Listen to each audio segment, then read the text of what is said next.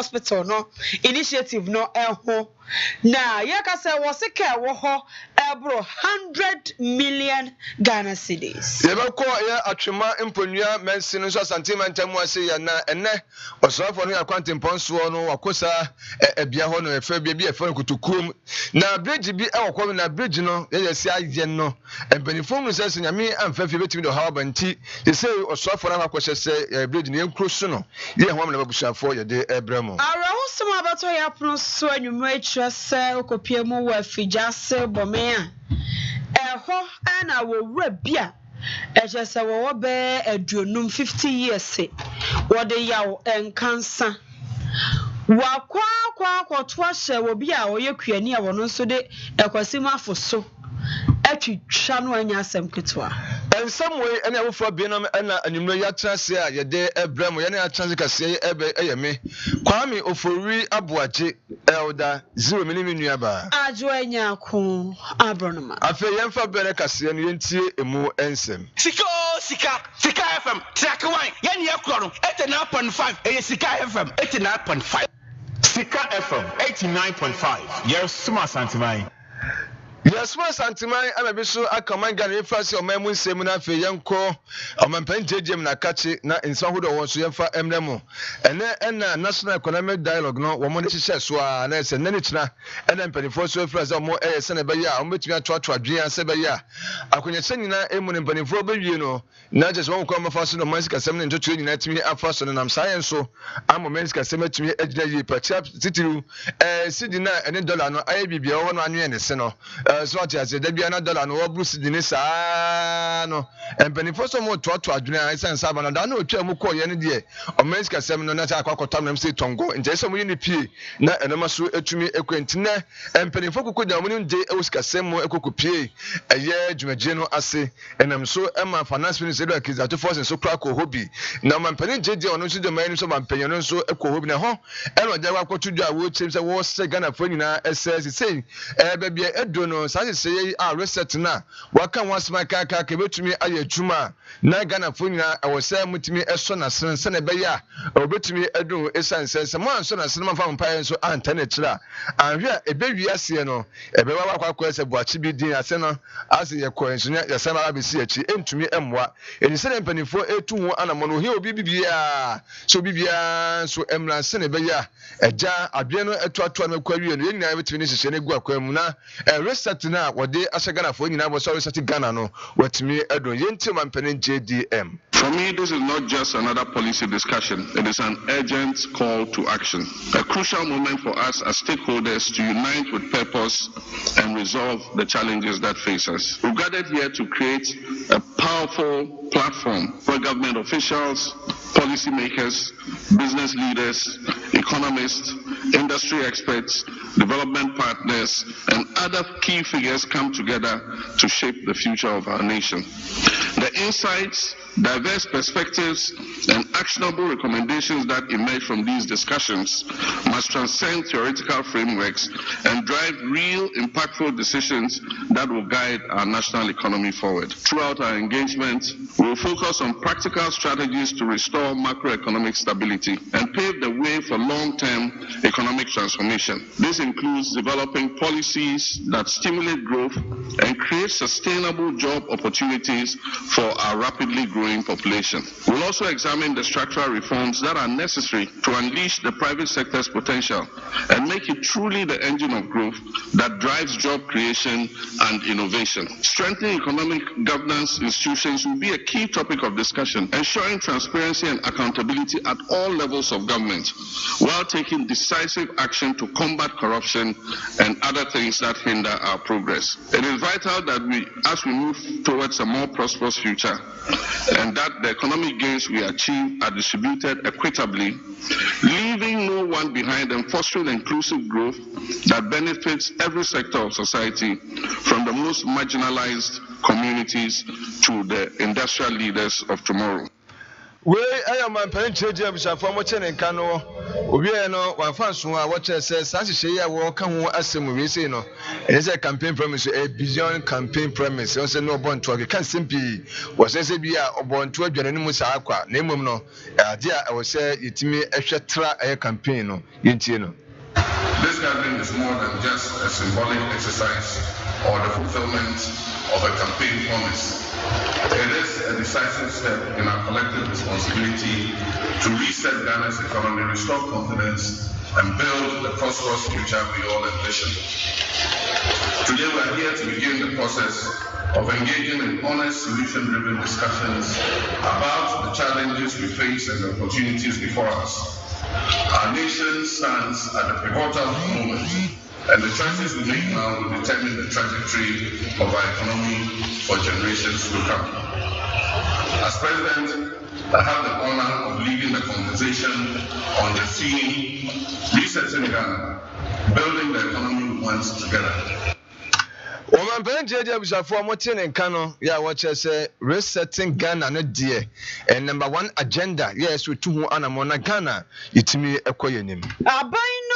National Economic Dialogue no can say what they ever so na to me abwa ama niama hodo bia etosini economy ni mu no kire se kasase ahodo akoso ama yehu kwan a ode economy no befa so no wastie de akwakosi kwan paso eje nya ba wie ene dai National Economic Dialogue no eba so wo Accra International Conference Center na we no nefo mienu ena panyifo ede asiho a omode ehye edidi nkomo ede afa hawa hodo a enam so ama economy no entumi engina ne nan so no mahukwan pa omode befa so ama bibia ayekama semtu eda so and say resetting Ghana, building the economy we want together. Na say ye bibia afofro na yesiesie economy no ama na yete se de ya akase ye pena ne nyina mo no ye de nkabom.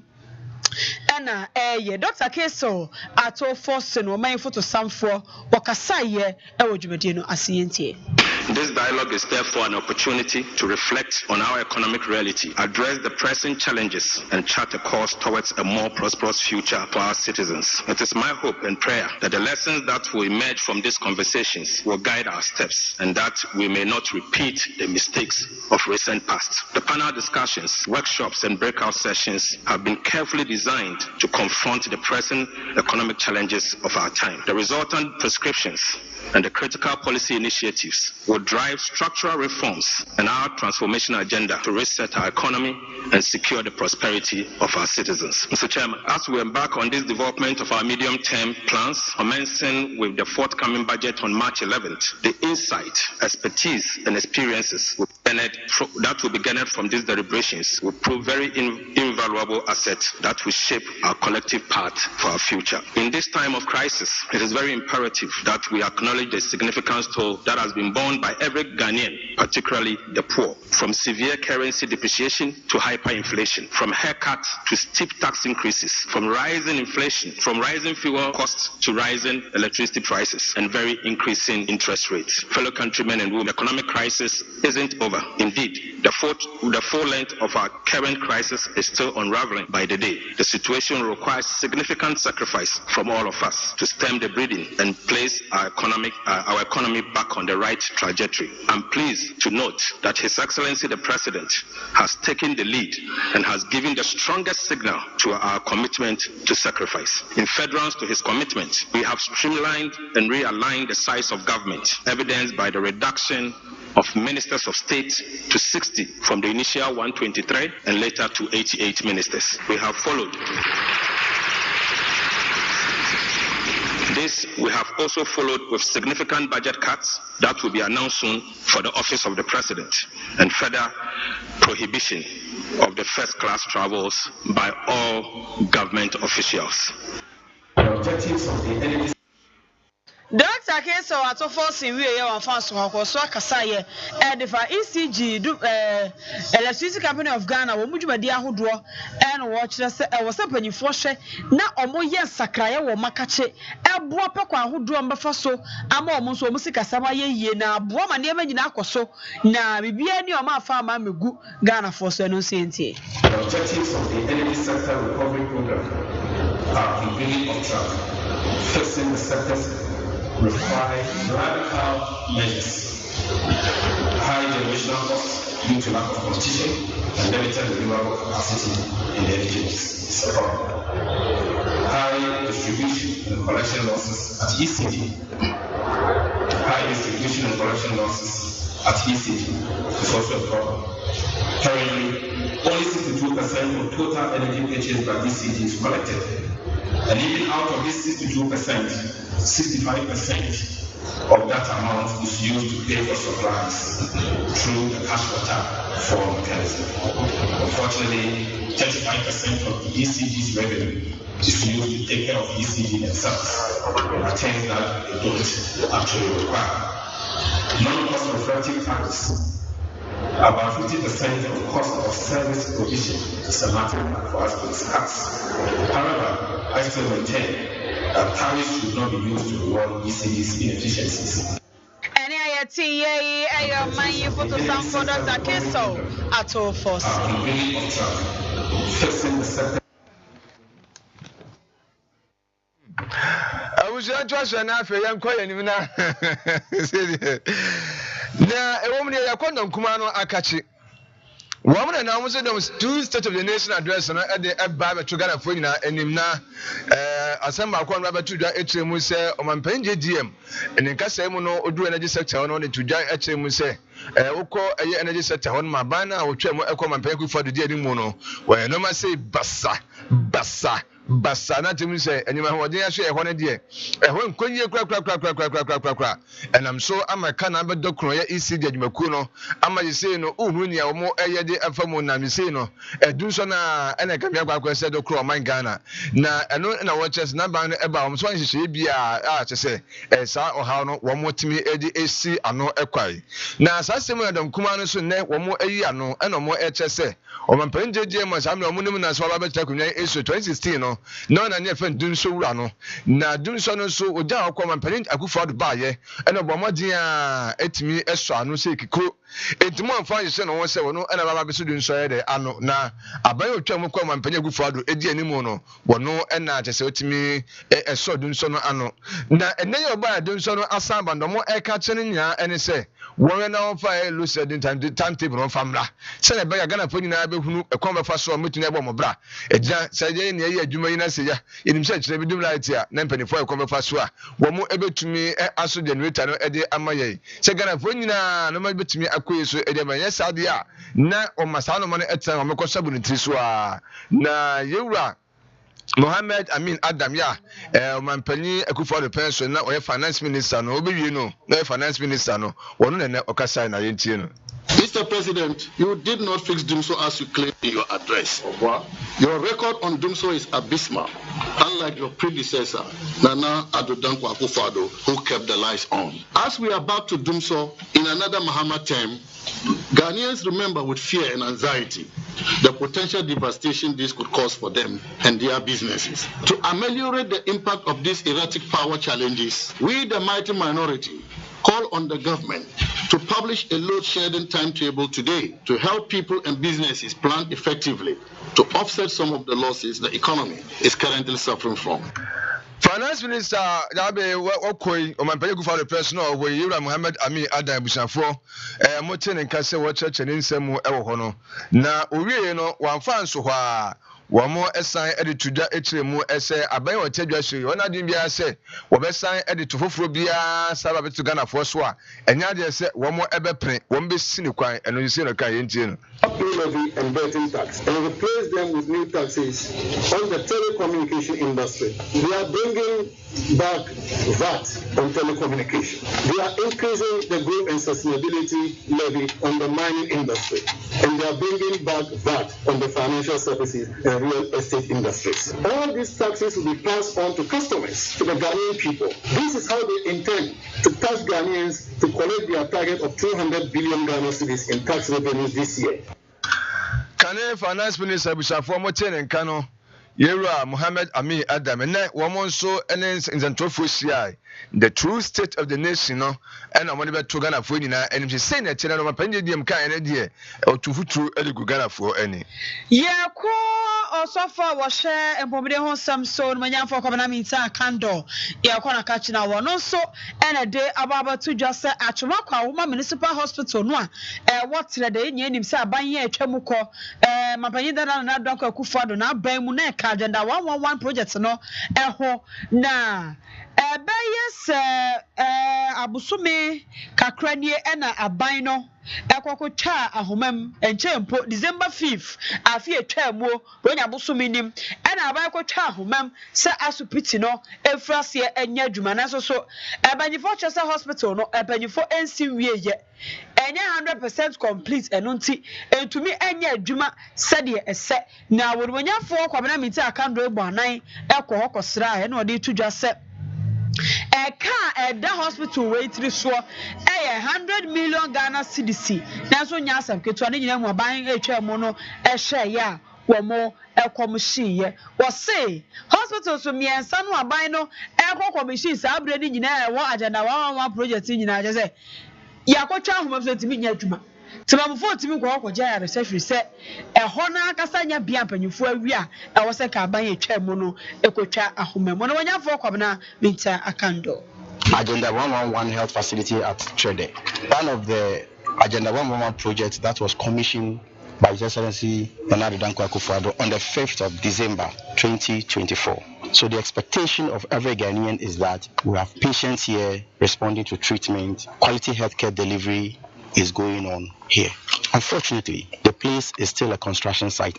You remember when His Excellency John Dramani Mahama appeared on the floor of the House during the State of the Nation address, he indicated forcefully that none of the Agenda 111 projects has been operationalized. This is one of the facilities that was commissioned. And so he has instructed me to inspect all the Agenda 111 projects and give me a blueprint as to how we can put them to good use. So I am informed that the outstanding debt, if you like, commitment, as we speak, is over 100 million Ghana cedis. Kai nyina chinso hospital no yetimi mie matemamfo enkotena mu nyamfo kwabena Binta Akando so afosha pomide ho semso ediatening kana yenya santimantam ase anafe yenko atwema mponua mansin no emu na eho ena yese ma ne yesa kan se enedai ena osoafo no hwa kwantempon ensemso ena fa santimantam so afro menko frank amwakohene wo mo ebo anan na wo mo ekọ eye atwema mponua mansin na kwa bi efo ye kutukum na nyina ene se bridge kase bi e ho no ma kompatam ho no ma ene enkratwa ho hye nyina sa bridge e ho na je se amafo faso a na chese wo mo ede ekọ miamia ahodo a ewo empatam na so bridge no de aye ni aye eti atia tai yes nyakopon amfa fie a ebedum bi na amfa ye na Ghana man ya ntiasem de eno nti embenefo so etu mu anamo na nyina ene se ma pande dia mu ene se na ne bo aye video bi so social media ye fa video bridge ho ene wo hye ne minister se won kwai na afei won konkofhwe se de no masiti ntinu a na je se yura government kwame aboje oyo so afo hwe go man kwantempon insem so na o wasantima ntemu ase ya akwachi opemso nti enne one nsentofo so ba nan na omo akọ bridge ne so na omo ekọ se de bridge ne te bia si na se enyenyenyenyenyenyenye nti enam so amase wa hye se bridge no yenkro so ne da na se yetumi mo ka bia amfaso bio eza ze kasa kase pa ena efaso ndi efaso saa no na dia aye no anhwe yi a bridge betumi abo omen eno nti wo mo ehwe se na kwense nyina mo etum se ka bia emfaso nti ne woni se ntrofo ehia no dia to mo animu se ise mo makwan ama be se enamyensa ntam e contractor no obakwan no so na obaba be bridge no be sisi bridge ne kama se ba yi a dachi bia enkofo ha bia so emfamanti yenti ominyamfo aye government kwame Abuja. What we have seen here now, I agree with you. We need to completely shut down the bridge to allow the engineers to work with the contractors to quickly remedy the situation. We've gone under the bridge. We've seen some of the terrible situations here. We are also aware that because of the mining issues around the area, sometimes heavy trucks are brought across the bridge, and sometimes instead of driving them on a low bed, they actually offload the equipment and drive them. So of course, if you are driving an excavator with the chain on it, the vibration and other things will make it worse. So when we finish, we will expect that nobody should do that. So now that the regional minister and the regional security council have declared that this bridge is no longer available for traffic, he's described the detour, the places we will pass, and we will help. We hope that the police would make sure that nobody can. Today, we are handing over the site to a contractor to start work. Today, we are not going to go. We are not going to go to Accra to think about it.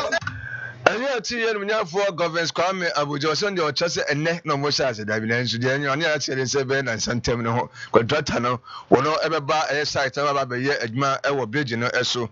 Now we know and as sentimental most of young for Frank and Makwin one on so a Casaka Kana watch say and yes into or said drivers in I say or more MP a Quahufan and Fanfasu Kwana war 1 or more emphasis says in your cry now and yeah, Penifobia Fee or Mama Sambia or Patemono. Womo etwa so kama ede amamo sene be ya o metumi enya kwanya SSC bridge no so say no kan yentie no na no mbanifo e be say bridge no e close me down wo mo am say de tie ya aba be ye dem trapa e di agwa hu ya na ntia se enti ene ye wi eduma die na ka bi afa so do ha be construction site eduma die e be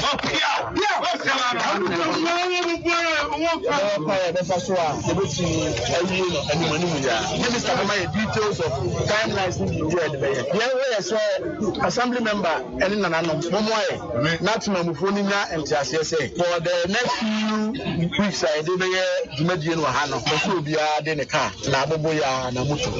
Ubia walk with Jabia, Obefa, the Miabra, we also Kunsu, Bankanso, Ediaba, Ababu, Tado, Namusa, Ababu, Nobu Juma, area. Ubia Wahabia, Yobunafa, other side, Ediafa, their together. So you say a bit inconvenience because of distance. A quite no future of a support to so the assembly not training so they are more now we see a quite swap a bear one and your mum. And yes, I don't know if money and now the new and Kabumuni to make it a better minister near Buama engineers and contractors Abano. Everything in us our space media man like near Buana bridge number 2. Dr. Frank Amakwahin na bushafo moten nkano wono eno sentimental musafo ntoka swafo governance Kwame Abuja no mo ekọ mpatamu ha o mo ekofie bridge no asem ekan ara husam abeto yapno so akire se opanyine bia onya afie no aduonumu o na aduonumu anesa wode yawo enkansa anasa yawo boaten dodo na efre no lawyer na sa lawyer ye kan wonu mom e na akwa kumokuani bia wode kwasima afui e na chese wo ni 50s mu anesa ene se lawyer ya boaten akwa ne ya ewo afijase a chese enye asempa na asemi si ye no eja akoye hu free se emu no ekwofo bi na de o medical pie so wa afuom amukọ afuom ene no amukọ afuom amuto se asenka bi firi baabi eba amukọ hwe ya ya won kan sei ena chese wakumo akwasimafu amui edafuo mu a chese watwitwa ne ho akwa baabi wayi ni hwe a ayi ni tini ho na nsan ni ho chese awokoto so wafuo no nsam a ode to ye ni me ba na moja awa ha bebre na me na moja dusa ma hu te kakra wi aboy ne na abom na me ba se ma ha bom na ye fa la na wode ne fa so ne sa nti ye be pie so no de na to amre man mi se no dem atutwa de na to amre ne man mi se ne ko fie ko ba ma ne isi dambe Yida no pa ya no be hu ni be hu ese nwura o hwe nwura nwura ne ne so keka se okun nipa o de na to am okun nipa de na to am keka se okun nipa de na to am awo he na adwene ye na am ka se na adwene ye kura no ka ne ha me no na adwene be na enye na adwene ye pa ya bo no ko nu nsuo ai wa mu na ko bebi awoda Baby, I got a one mono. What I got a one mono. I want to know. One mono for Jada, what trying to quote it. No, sure. I can't deny back when they can eat. Nay, Salcum, but you are cat, the night back when you are some. I never could be too soon. Woman, if you ask about now, we make a beer or hardly, or the deal who be our straight on one roof. But would be a bunch of 40 or you see a woman and make a and I go to Anthony into his own potato. And that's all quite a blood this year. And it's a milk and about no to of a pudding no for no time. It was a child about we will be. Yes, and I'll give you kind of we say, I didn't want to see it. It's a banana moment. I know we never said, oh, no, we are so good. And I said, what your this uncle said. Join an about and we are so running in a about from no one. Oh, when I didn't pass or had been because him say oyare kakra but next time bia na yare no ho why it me ba na busuan for never panko for na ho na pedro kakra manano na atiko ta na ho a eye ya na this people na ba ya ben hu papa e say be mano pedro na na se bibi e na e ma na ko basa nti basa basa de onye ye ne no ko mu a oye normal no oye normal oye na djuma oye ni ko ye bibia e na akwa ko basa Mr. Manfo de no he obi oye basa basa na fum djuma ya no oye no so ya no pa okọ enu an ye nyina ye de hwe ye nkola nti obi ya so ya no okọ ne from kodini pa so no je woni obi oye basa basa de djuma na no de oye na we akwa ba nti wo ni de me ni dia ni nim no aye nyina de wo ha e frɛ no ne Manfo Arahosamu a esi ewo afijase bome ene etese tumamfo a wo mo ho wo so ede ensem kakra no omdo enani twemu a wokohunu bie wafuo mu no yetese wo so ede atudwa na assemblyman a ono so ewo bome electoral area onimonyafo Mark Entry ono so de ensem kakra tudwa case na ba no abo say city no me wo ho mada Saturday anajo ana me nya information say guy na do this we wo pra nti na dia santi ni do na nti no ade chin kwase ade ya no pe ne ana me ba bonti na me hwe me bisa no na kasa kasa ti me ma say me pe guys ne ayi chi no ne na ko police station na ya start ya hwe mo ko wa na me nya ko fu ya ma bi wo say o mo ko fu ma ko tu ban so mo nso nanse na bi wo ba bi o mo ko ya bi wo hwe ho a ya twitwa na je say ko bisa guy no for say ono no na ya kasa kasa na wo ko nti wono de na sase no akoso tire na uwu na aba ne nchen wo uwu na enframa ba no guy na sa mo kan aje se ba na mo ko ho aje se e ma na je mo enya media e twitwa no a atwena beto amra bi nti wi ha ba bi okunu no moja na mo ko hu ye na tracy ya mo de ko hu ba bi oda e ko na che se ti eni so ensa no so otwitwa na ne nan so watwa ba ko woni kotodwe no na fe maniwa na kwati ni so ni ho ne be ma no wasan yi ofro na fe odi sikan so twitwa ni ni se di wo hwe ni mo ni nti na che se mo bisa ya ko hu ye ne se di asem ni city no Afijase bome assembly member onimonyafo Mark Hazy Entry ene te so no so chachara hosem kwame na won de koye dey asemo yokuba makote die ba uti mu asemo simpa na adwemu kana kakra o man ma na duro duro na asemo de ma na o man nya pa ma adwemu kan woti fie ye dey asemo so uti o mo chese onye obi a basa basa wo man na ba na ekọ duro na eze kunyam no na